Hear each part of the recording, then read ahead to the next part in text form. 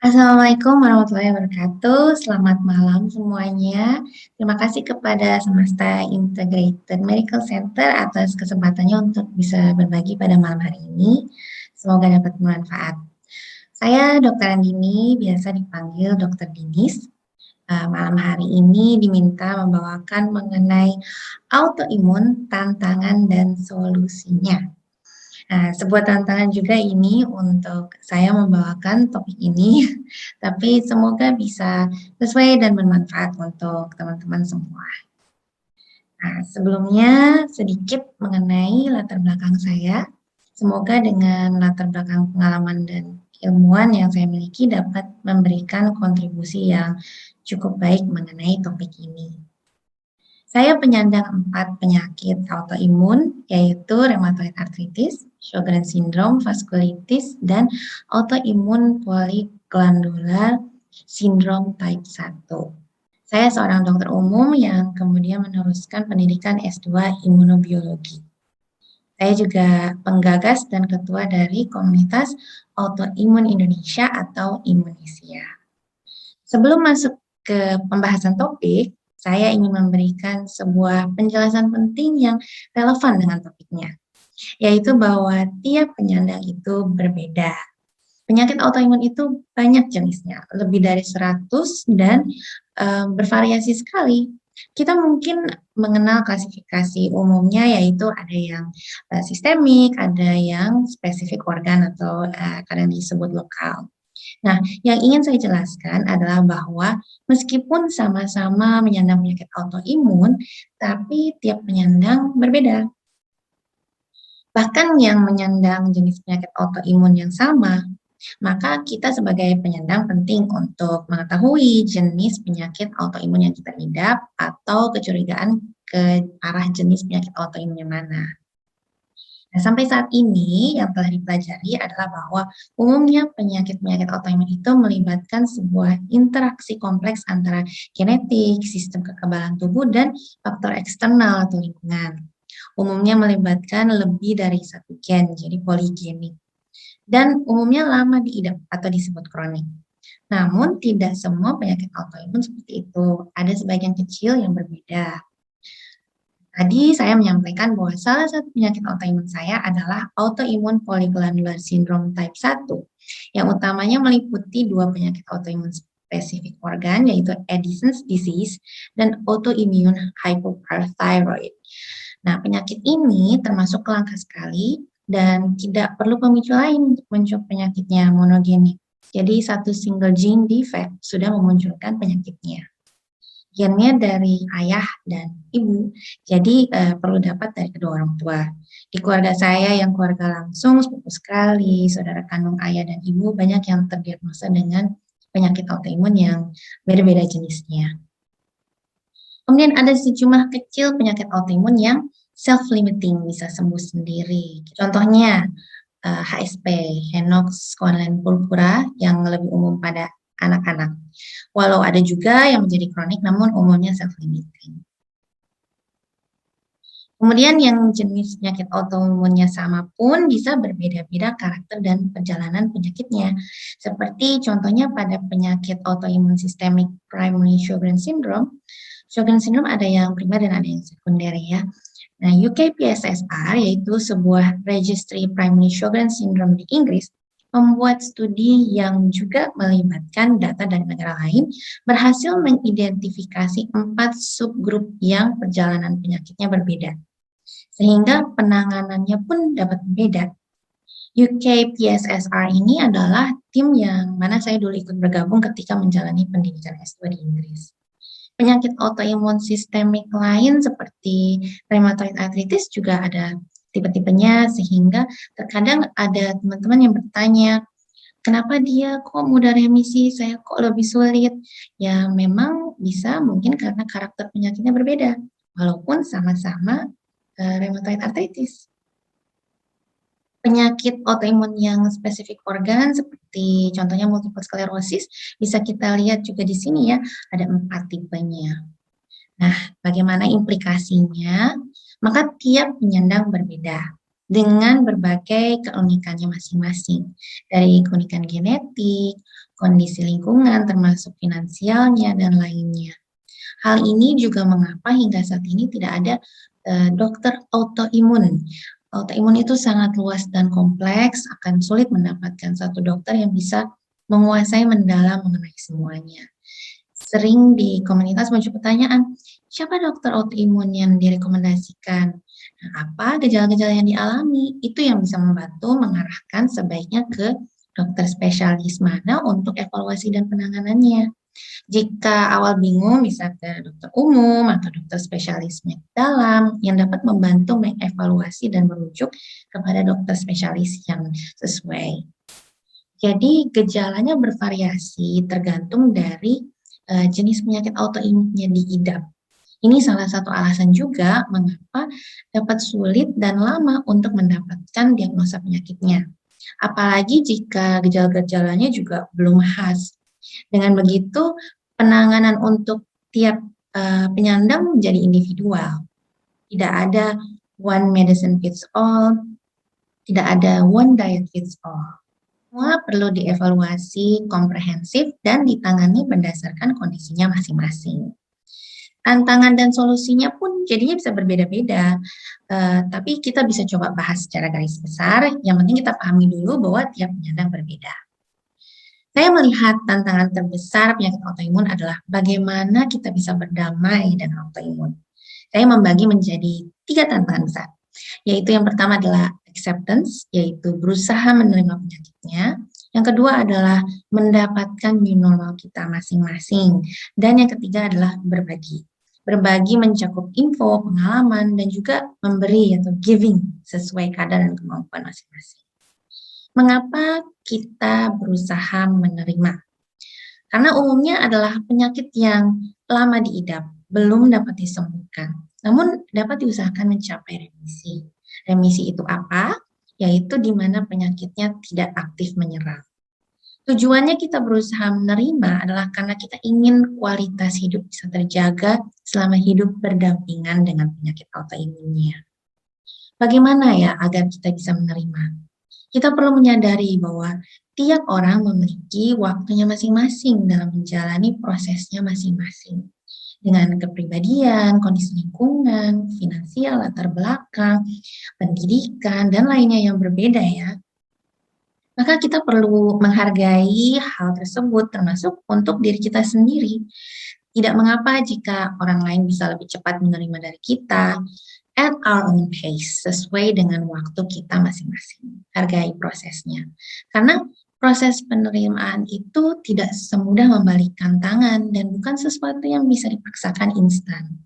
Tidak mengapa dalam prosesnya ada waktu-waktu kita sedih, perlu menangis, namun bagaimana kita bisa kemudian kembali bangkit, tidak lama dan berlarut dalam kesedihan, bagaimana ketika emosi tersebut muncul, tidak membuat kita bersikap dan berlaku tidak baik pada diri kita dan orang lain.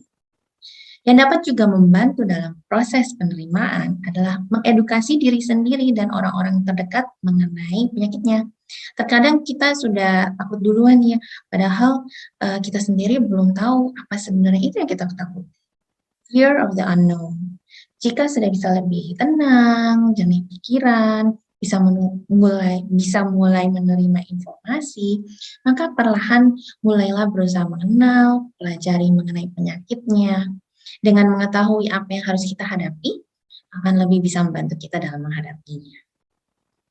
Nah, kemudian ini yang bisa menjadi motivasi atau penghambat, sembuh atau remisi. Terkadang kita terlalu fokus mengejar perusahaan sembuh hingga sikap kita tersebut malah menjadi penghambat dalam pengendalian penyakit kita. Saya pribadi menyerahkan keputusan sembuh atau tidaknya tersebut kepada Tuhan. Fokus saya adalah untuk menjaga kualitas hidup saya, dan jika menurut Tuhan hidup berdampingan seumur hidup dengan penyakit ini adalah yang terbaik bagi saya, maka saya menerimanya. Seorang sahabat baik saya, almarhum Patricia Ayu, founder dan ketua Yayasan Skleroderma Indonesia, mengatakan, "Aku tidak pernah memaksakan untuk sembuh.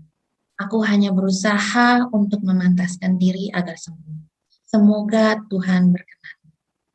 Keinginan sembuh tersebut terkadang terlalu dipaksakan hingga menjadi mudah terpengaruh oleh info-info yang kurang sesuai. Kesehatan mental juga dapat terpengaruh ketika kesembuhan itu tidak kunjung didapatkan.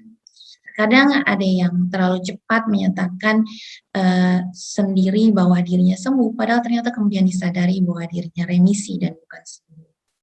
Remisi adalah hal baik walaupun tidak sembuh. Ketika kita menyadari kita remisi, menjadi pengingat untuk tetap menjaga pola hidup yang sehat. Menjadi pengingat untuk tetap aware dengan penyakit kita.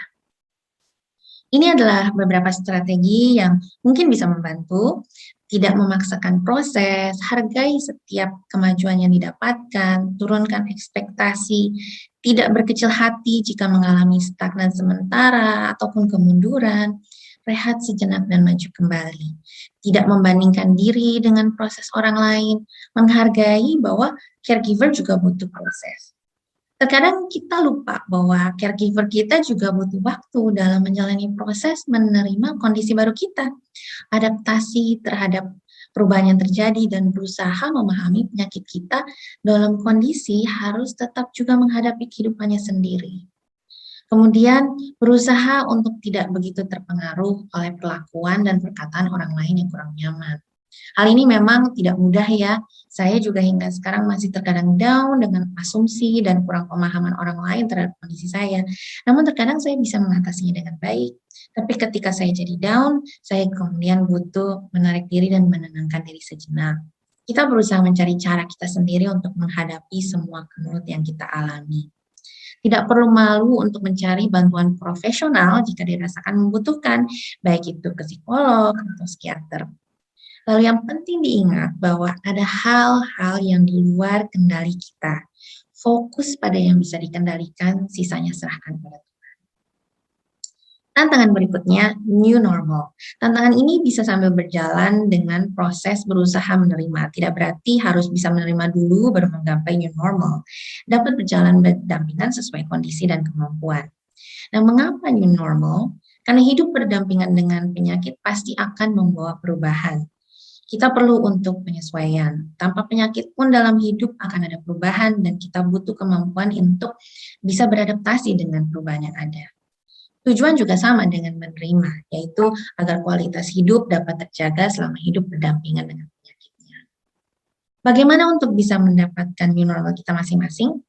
Kita perlu mengenali karakter penyakitnya, mengenali juga diri kita sendiri, keunikan kita masing-masing dari berbagai aspek. Kemudian membentuk support system. Di sini termasuk juga dokter yang merawat kita, mendapatkan dokter yang kita merasa cocok, kita bisa berperan sebagai partner yang bekerja sama untuk berusaha mengendalikan penyakit autoimun kita. Peran aktif juga diperlukan. Bagaimana? Dengan banyak belajar untuk mendapatkan pola hidup sehat yang sesuai untuk kita masing-masing. Namun yang penting diingat adalah tetap kritis.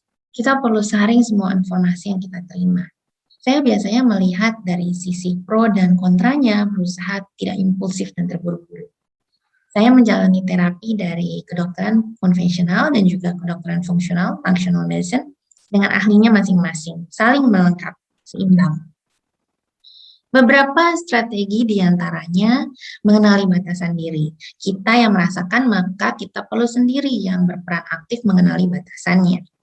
Berusaha beradaptasi dengan perubahan, mau mencari dan menerima pekerjaan dan hobi yang lebih sesuai jika diperlukan. Jika mau lebih mengeksplor, jangan kaget ketika ternyata kita menemukan suatu kerjaan atau hobi yang lebih cocok dan menyenangkan untuk kita. Could be a blessing in disguise. Memperluas jaringan, mengenali dan menghargai support system, saling mendukung dan memahami. Yang penting tadi, tetap kritis. Kemudian juga mencari potensi diri yang dapat dikembangkan.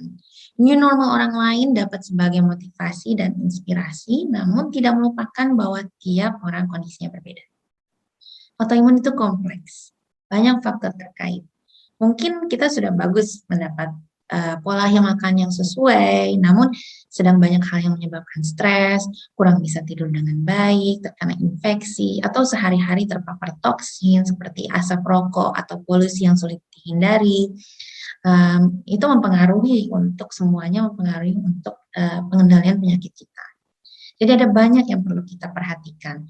Namun ingat kembali bahwa ada hal-hal di luar kendali. Jadi kita berusaha sebaiknya mengendalikan yang bisa kita kendalikan, sisanya kita serahkan pada Tuhan. Ini tidak harus mutlak semua melakukannya, balik ke diri kita masing-masing, nyamannya bagaimana. Dan sesuai dengan kemampuan masing-masing.